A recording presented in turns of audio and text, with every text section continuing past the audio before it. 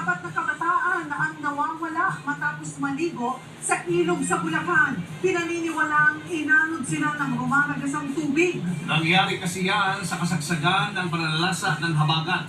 At sa ngayon ay patuloy pa rin hinahanap ang mga kabataan. Live mula sa San Jose del Monte, Bulacan, nasa frontline ng balitang yan si Ian Suryo. Ian, ano ng update sa search and rescue operation?